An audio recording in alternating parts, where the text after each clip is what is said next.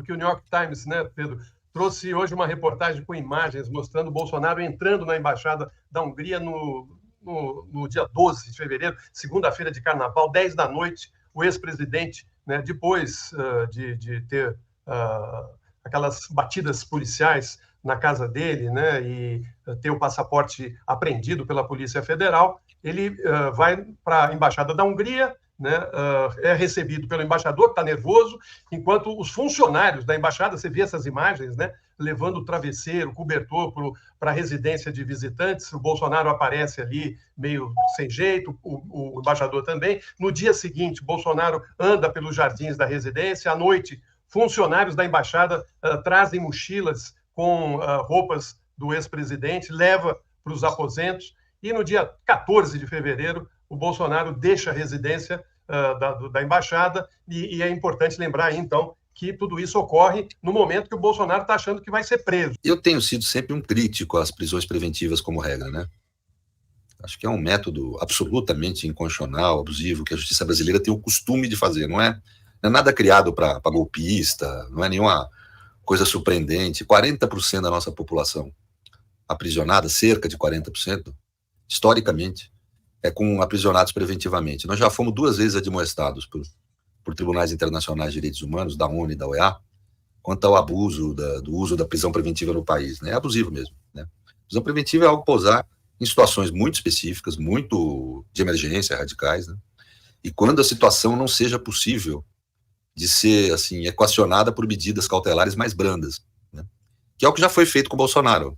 Em vez de prendê-lo antes, o ministro corretamente pegou o passaporte dele, tomou medidas para evitar a fuga e digamos, para garantir o andar do processo. Mas, por exemplo, eu tenho críticas, inclusive, o que para mim não são medidas de exceção, não é nada que desnature a legitimidade da apuração dos crimes do antigo governo como um todo, mas tem erros, né? do STF, etc., na apuração dos crimes de Bolsonaro, erros de abuso mesmo. Por exemplo, na questão do golpe, você tem cerca de 100 pessoas presas ainda, preventivamente. Não devia ter ninguém. Foi correto prender aquelas 1.000 pessoas na época do golpe, isso evitou que o golpe pudesse ser novamente tentado, mas mantê-las presas até hoje, ter gente presa preventivamente, é um erro. Acho que a forma com que se agiu com o Cid também foi abusiva, né? Você prende o sujeito para daí fazer a delação. Eu sou contra isso, travar acordo de delação com quem está preso. Eu era contra isso na época da Lava Jato, continuo contra. Não mudou meu ponto de vista do justo por conta da oportunidade política, etc. Né? Então, acho também ou seja, que você teve abusos, erros, mas que ocorrem no judiciário. Erro em prisão preventiva é um hábito da nossa justiça, não é nada criado contra bolsonarista, nenhuma coisa de exceção, é um erro corrente aí. Né? Agora, esse caso, eu vou ser franco, o Lula, é típico. Se você elencar o que são os motivos mais clássicos que você chega em sala, eu não sou professor de penal, mas se eu fosse falar de prisão preventiva em sala de aula para aluno de graduação, que está iniciando os estudos, é clássico, é tentativa de fuga. Eu vi na internet as justificativas dos bolsonaristas, é coisa de leigo, mas é um território de outro país. Claro, por isso mesmo é que é uma tentativa de fuga. Né? A embaixada é um território de outro país, esse sujeito se acomodou 2 dias lá. Eu vi a honrosa justificativa que os advogados dele ofereceram, né? Advogados têm sempre que ser muito respeitados, né? Representam o exercício do direito de defesa, mas é muito frágil, né? O Bolsonaro teve lá para discutir com o embaixador, você faz uma visita, e é óbvio que um ex-presidente é normal fazer uma visita. Um dia é meio estranho, né? Carnaval, se fosse ex-presidente, eu teria outras ideias do que fazer com o meu carnaval do que discutir política da Hungria, né? Mas digamos que você ir lá 2 horas, tomar um café com o embaixador, tudo bem, mas 2 dias, dormir na embaixada, é evidente. Ninguém aqui é idiota, a justiça não é idiotizada nas suas decisões. Né?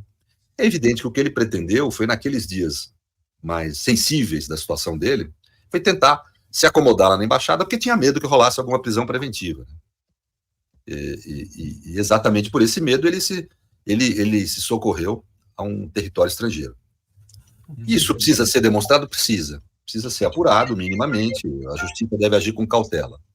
Mas é evidente que se ampliou a possibilidade dele ser preso preventivamente ou de tomar uma tornozeleira, o que é uma forma de prisão também preventiva. Né? Uma prisão domiciliar, no caso, com tornozeleira. É evidente que você sempre deve preferir a medida menos constritiva, como prevenção ou como cautela, do que a mais constritiva. Então, se possível, resolver por uma Mas tornozeleira é o que deve ser feito. Só que a tornozeleira não impede o sujeito de se deslocar, né? Então, é por isso que eu falo que a possibilidade de ele ser preso preventivamente ampliou. Sinto que é algo muito intenso, porque eu não vejo, na comunidade jurídica, eu não falo só do Supremo, eu não vejo as pessoas defendendo ou com intenção de prender Bolsonaro. O trauma da prisão do Lula, independente da profunda injustiça que Lula sofreu, e independente da posição política, inclusive, de cada um, sob o ponto de vista de justiça, a comunidade jurídica se ressentiu muito. Foi uma prisão injusta, 600 dias. Então, a própria ideia de prender um ex-presidente é algo que se vê com muita cautela, mas nesse caso, veja, ele criou um problema para o sistema de justiça. O sistema de justiça não quer prendê-lo. Mas ele criou um problema. O que você vai fazer amanhã quando alguém tentar fugir? Você prender o sujeito ou tocar uma tornozeleira nele? O que o cara vai alegar? Por que Bolsonaro não sofreu consequência nenhuma e eu tenho que sofrer? Os cidadãos são iguais entre si. E é um caso, gente, clássico de prisão preventiva. Nós não estamos falando de nada inventado. E aí seria um raro caso que eu admito de legitimidade de aprisionamento, seja em casa, com tornozeleira, seja na prisão mesmo. Agora, só queria um comentário, Florestan. Eu queria que eu não vejo ninguém comentando. Como é que o New York Times sabe disso e a nossa Polícia Federal não sabe?